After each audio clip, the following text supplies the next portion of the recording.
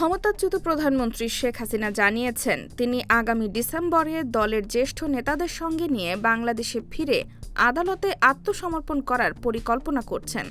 আন্তর্জাতিক সংবাদ মাধ্যম রয়টার্সকে দেওয়া এক সাক্ষাৎকারে তিনি বলেন, দেশে ফিরলে তাঁকে গ্রেপ্তার করা হতে পারে, এমনকি প্রাণহানির আশঙ্কাও রয়েছে। তবুও নিজের মাটিতেই থাকতে চান বলে মন্তব্য করেন তিনি। শেখ হাসিনার দাবি, আওয়ামী লীগের নেতাকর্মীদের বিরুদ্ধে ব্যাপক মামলা ও নিপীড়ন চলছে, তাই তিনি চান দলের নেতাদের সঙ্গে একসঙ্গে আদালতে আত্মসমর্পণ করে আইনি লড়াই চালাতে। তবে কবে কোন আদালতে আত্মসমর্পণ করবেন সে বিষয়ে তিনি নির্দিষ্ট কোনো তথ্য দেননি।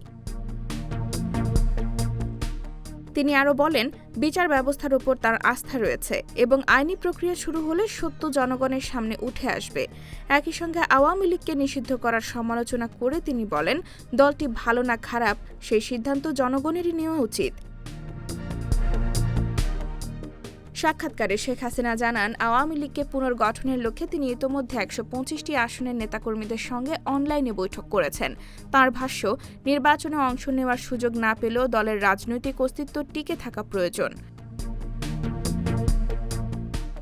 অন্যদিকে বাংলাদেশ সরকার ও ভারতের পররাষ্ট্র মন্ত্রণালয় এ বিষয়ে আনুষ্ঠানিক কোনো মন্তব্য করেনি বলে রয়টার্স জানিয়েছে। শেখ হাসিনার এই ঘোষণাকে ঘিরে দেশের রাজনৈতিক অঙ্গনে নতুন করে আলোচনা শুরু হয়েছে। IBTV USA, new York.